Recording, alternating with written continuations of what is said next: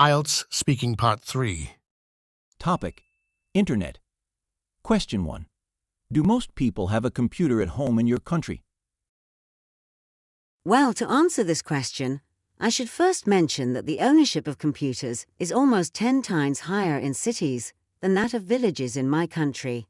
Thus, most of the families living in a city own at least a computer, except for poor people, while almost 1 in 12 families in rural areas have a computer or a laptop.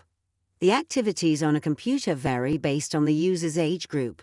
For instance, children like to watch cartoons, draw pictures and play games on a computer, while teenagers mostly use the internet on a computer or laptop to use their favorite social networking websites, find information to complete their school assignments, and for entertainment purposes.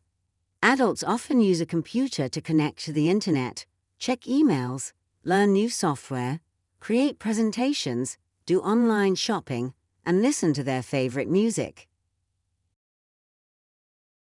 Question 2. Do you think all the information on the internet is true?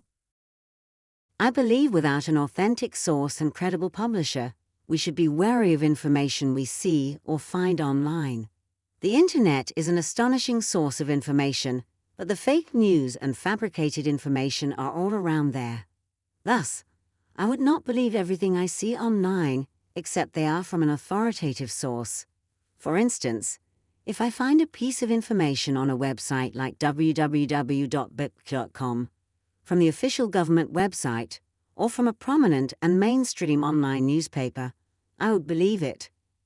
However, any news found on a social networking website like Facebook, or from a dubious website, should always be verified before believing it to be true. Question 3. How can people find reliable information on the internet? People have to rely on credible websites with many years of reputation, mainstream online newspapers that are famous, government websites, and fact-finding sources to get authentic information. Anything found on social networking platforms should always be verified before sharing, as these are often targeted by spammers and fake news producers. Google Scholar is an excellent place to find academic papers which are real, and to be sure if an image is fake or real, someone can take advantages of Google image search feature. The Popular Encyclopedia offers real information, and they could be trusted. Another excellent way to filter away the bogus news is to look for the author and publisher's credentials. Lastly, people should use their common sense. If an offer is too good to be true, or if a story has so many unbelievable facts, people should check further to find out more about it. Question 4. How has the internet changed the way we live? Honestly speaking, the internet has revolutionized the way we live. Many of us can't believe how the people in the pre-internet era managed to do all their works at home or at the office. The internet allows us to work more proficiently at home, work more productively at the office, and let us communicate with anyone from the far distance of the world. We make video calls to be in touch with our loved ones, do online shopping, participate in meeting in another city, and even drive our cars with the help of the internet. With this technology, we have amazing access to information, and they are just a few mouse clicks away.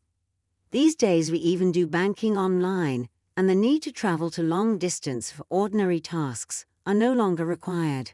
Thus, the present era, with the spectacular power and blessings of the internet, is truly remarkable. However, there is a downside to this fabulous technology. Our over-reliance on the internet has made us home-centric, and we prefer to stay at home rather than going outside and socializing.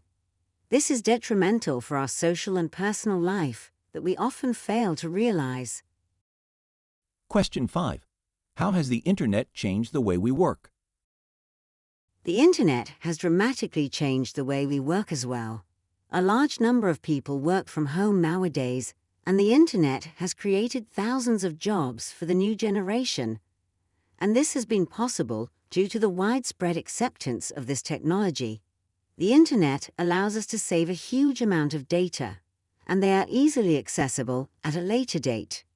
We use emails, video conferencing, project management software, and blogs, and these are essentials for an office these days. Without the internet, we would still have to keep track of every calculation with the help of papers and pens, and the mistakes would have been more frequent. Employees in most modern offices have computers to help them finish a task and learn new things. Question 6. Do you think the internet is safe for children to use unsupervised? I believe children should not be allowed to use the internet without some sort of supervision from parents. The internet is a great source of information and entertainment, but it also contains harmful contents that could psychologically damage children, and the predators often search for children to harm them. Thus, parents should either enforce a rigid parental control on the browser and network level, which would monitor online activities of children and filter out bad contents, or should be present physically when their children use the internet. It is not to take away children's freedom, but for their safety. This concludes IELTS Speaking Part 3. Thank you for listening.